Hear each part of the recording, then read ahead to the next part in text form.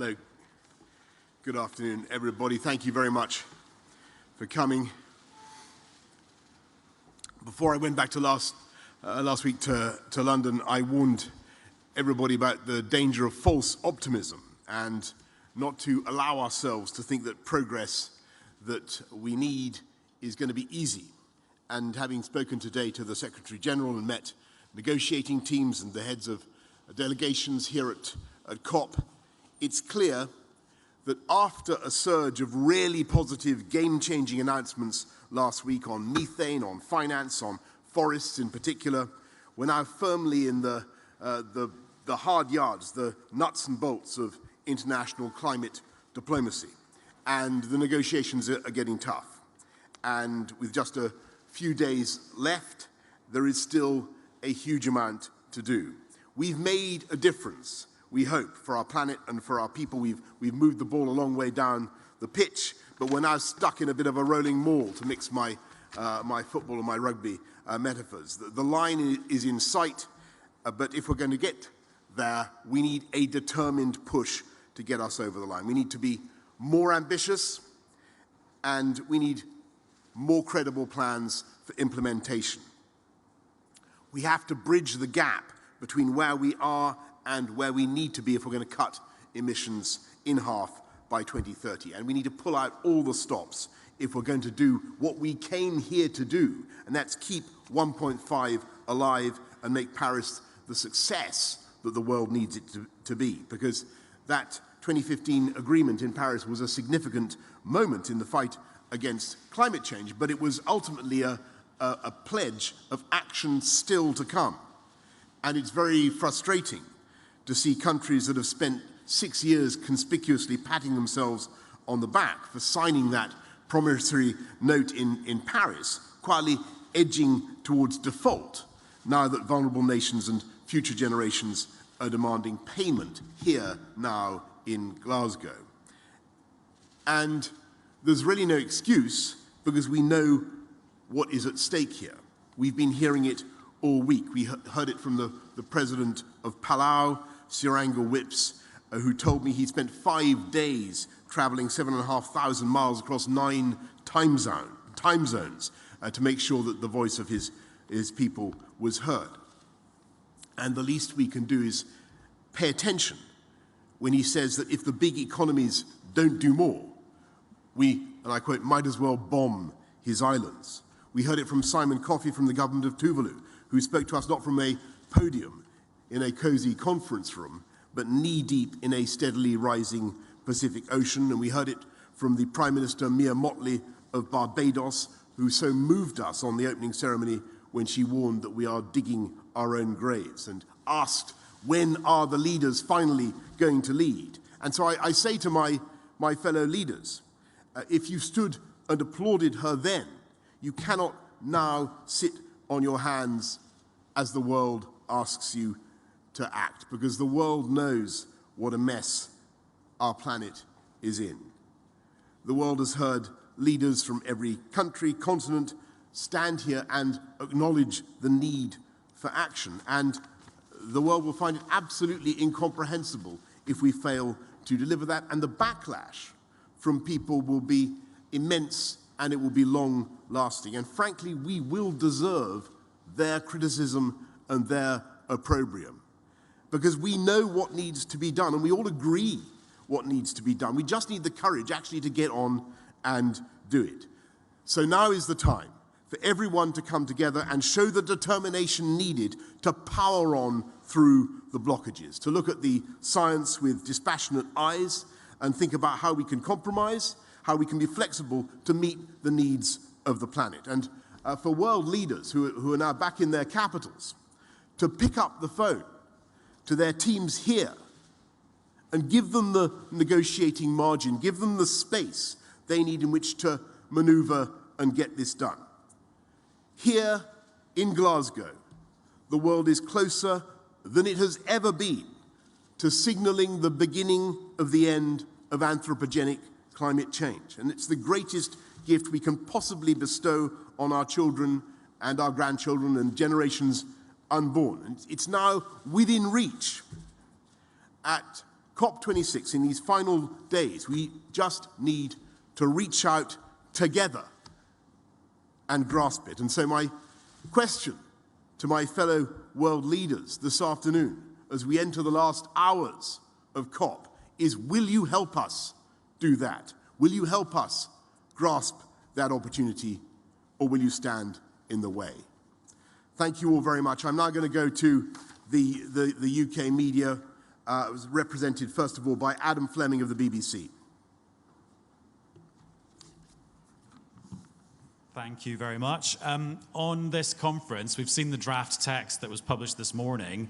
Is that kind of a floor of where you want to go? And would you say that if that's watered down over the next few days, that then compromises your goal of keeping 1.5 degree temperature increase within reach? And just on MPs' second jobs and standards, and Geoffrey Cox, do you feel the need to do anything to reassure the public about that whole system?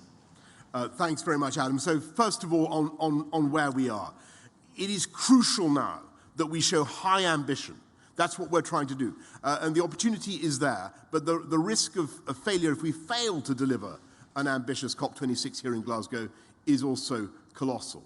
And the risk of sliding back, I think, would be an absolute disaster for the planet. As we go into the final furlong of any negotiation, that's where the horses change places. That's the most difficult moment. There are three pillars that we have to get right, and they're all interrelated. And I'm sure you all know what they are: adaptation, mitigation, and finance. Our negotiators from around the world are working together now to get a deal. I can't say that it's going to be easy. I certainly can't say that it's going to be enough, but we've got to do absolutely everything we can. On the issue of MPs and second jobs and all that, I just want to say the most important thing is those who break the rules must be investigated and should be punished. And on second jobs, I would say that for hundreds of years, MPs have gone to Parliament and also done work as doctors or lawyers or soldiers or firefighters or writers or all sorts of other trades and callings. And on the whole, the world of the UK population has understood that that has actually strengthened our democracy, because people basically feel that parliamentarians do need to have some experience of the world.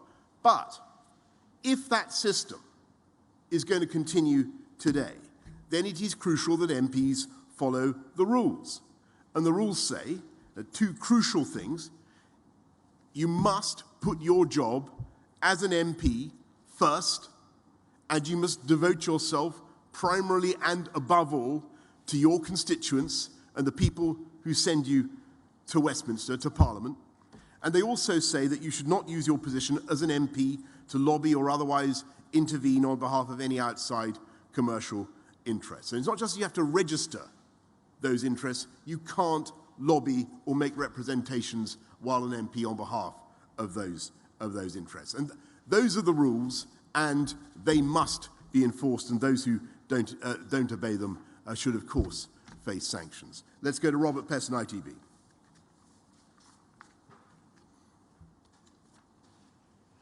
Prime Minister.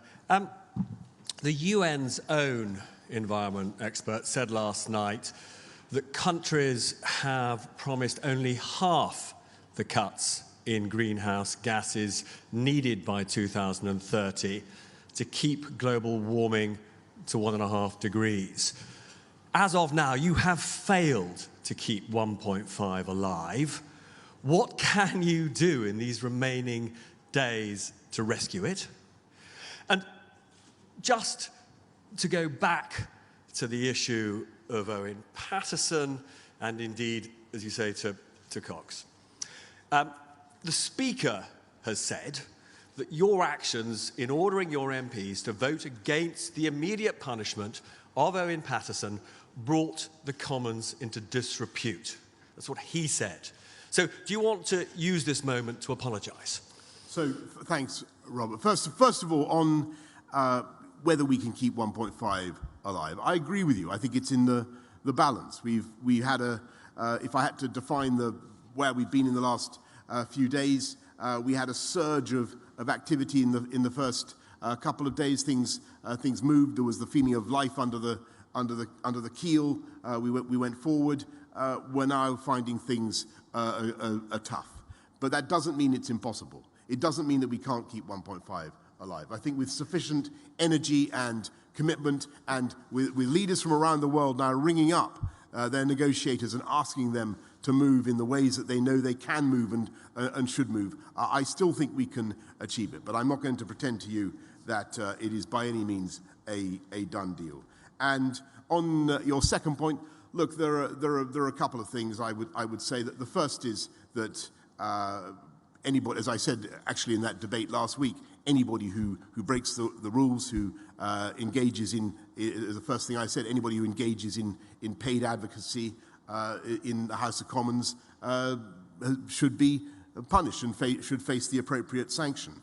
What we're trying to do, and I think what MPs across the House of Commons are still interested in seeing whether there's a cross-party agreement can be reached, is on reform of the process, and I know that the Parliamentary Standards Committee is looking at whether they can at reform as well. Chris Bryant's committee is also, I think, looking at the possibility of reform. And those two things should obviously be kept completely separate. Let's go to Beth Rigby of Sky News. Thank you. Prime Minister, you just talked about world leaders stepping up, but you also talked about world leaders standing in the way. Who do you need to move to get that ball into the goal? And just despite the political momentum you have brought to COP, which I think people agree, you've only got 48 more hours. It doesn't look like it's going to happen. Do you accept that this summit could end up as a very important staging post to delivering the Paris Accord, but actually we should now look to many more months of negotiation and look towards Egypt? And then my question on MPs. You just said that MPs must put their jobs as MPs first. Do you believe all your colleagues have been doing that? And has the former Attorney General, Geoffrey Cox, in particular, been doing that? Thank you. Thanks very much, Beth. Well, look, it's so important for everybody watching, and I know that literally there are millions, billions of people who are worried about climate change. And we've got to be honest, the Cop26 summit here in Glasgow is not going to fix it in one go. We're not going to arrest climate change right here, right now. That is just impossible.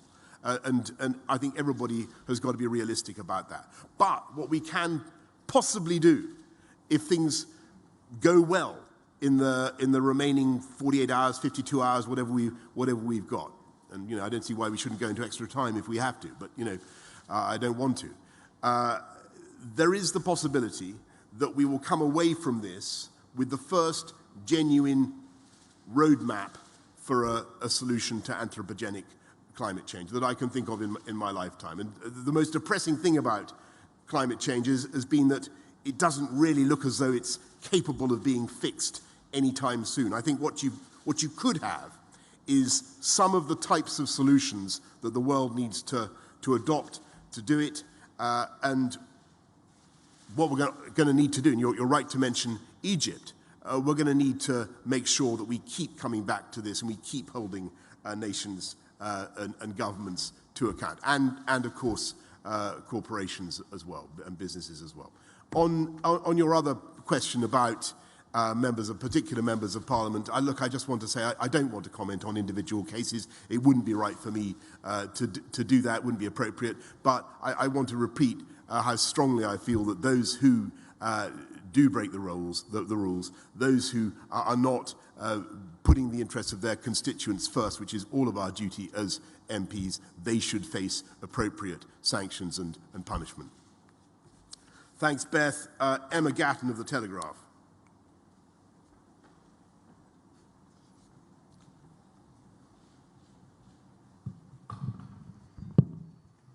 Hello. On MPs, And what is your message to voters who are alarmed by headlines saying that Tories lead has returned?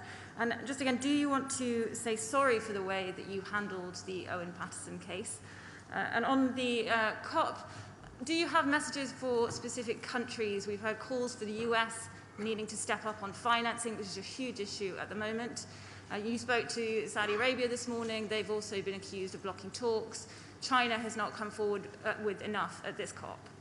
Yeah, thanks very much, Emma. Look, since we're in an international context and speaking before international colleagues, I want to say one thing which I hope is not taken in any chauvinistic spirit, but I genuinely believe that the UK is not remotely a corrupt country, nor do I believe that our institutions are corrupt. And I think it's very, very important to say that. We have a very, very tough system of parliamentary democracy and scrutiny, and not least by the media, and I think everybody can see that. I think what you've got is cases where sadly MPs have broken the rules in the past, may be guilty of breaking the rules today. What I want to see is them facing appropriate sanctions. And sorry, what was your second question? Yeah, so I don't want to single out any particular countries for chivying and hectoring now. I think everybody knows who needs to do what. Everybody can see the equations. Everybody understands the intricate balance of the negotiations. But what we need is for those leaders to take their responsibilities, ring up the negotiators, and urge them to make progress in the last few days. Ben Webster of The Times.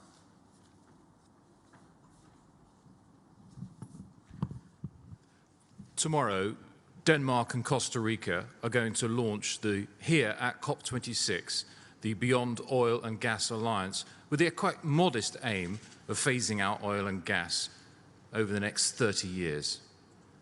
Will you join them? And if not, why not? Thank you, Ben. What we want to do is move beyond hydrocarbons completely in the UK and do it as fast as possible. We set an absolutely blistering pace for moving beyond hydrocarbon internal combustion engine vehicles. Where no new ICE cars will be sold in the UK from 2030. We're going to decarbonise our power system by 2035. We're taking gigantic steps forward. And the proof of what the UK can do in terms of moving beyond hydrocarbons can be seen in what we've already achieved, going from 80% dependency on coal 50 years ago to about 1% now, and going down.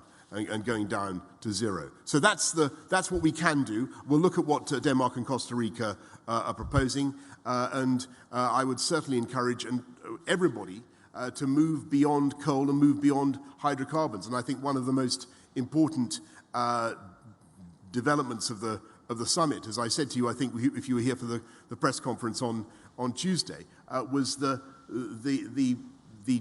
just transition deal for energy, the just transition deal for energy that we've been able to do with South Africa. And I congratulate Cyril Ramaphosa for his leadership on this issue. And that is the way forward. Countries coming together, $8.5 billion to support South Africa's transition away from carbon fuels, away from coal. It's quite an amazing thing, and it is the model that I think is going to help us to crack the problem, if we can get enough countries to agree to it and to sign up around the world. Can we go to Jit Joshi of AFP? Jit.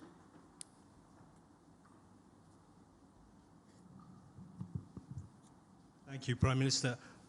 What tangible difference has your presence here made, and if positive at all, why not stay until the end, whenever that might be, in order to get that ball definitively over the line?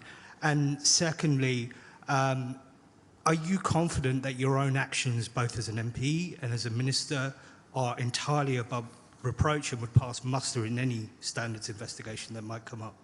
Yeah, thanks. Well, on the second point first, all my declarations are in conformity with the rules, and you can certainly study them, and that will remain the case. On what have I done, Jit, in the last few hours since I've been here, and has my contribution been of any value? Well, what I've tried to do, I think it's probably for others to comment on that, what I've tried to do is to listen to what the NGOs have had to say, listen to some of those who haven't been actually negotiating, but who speak for hundreds of millions, if not billions of people around the world, but also to talk to the ministerial negotiating teams about how they're getting on, and to encourage them to make some progress and to keep going. They've been hard at it. These are the people who've been helping the British presidency, ministers from around the world who've been joining together to try to get this thing over the line. They've been working unbelievably hard, and we've just been encouraging them, trying to set some goals, some things that we think we've really got to achieve, and trying to get them to focus, as I said, on those three pillars: adaptation, mitigation, and finance. And as you look at the final period of this negotiation, there's no doubt at all that finance is the great solvent that matters. It's finance that will, if we can unlock this, if we can make progress, it will depend on the finance. And that fundamental compact between the developing world, the climate vulnerable world, and we in the developed world, who are overwhelmingly responsible historically for emissions, and who continue to be responsible for so much of the emissions around the world. And with that, I'm very, very sorry to tell you that I have to go and catch a climate-friendly means of transport back to London. Thank you, everybody. Thank you.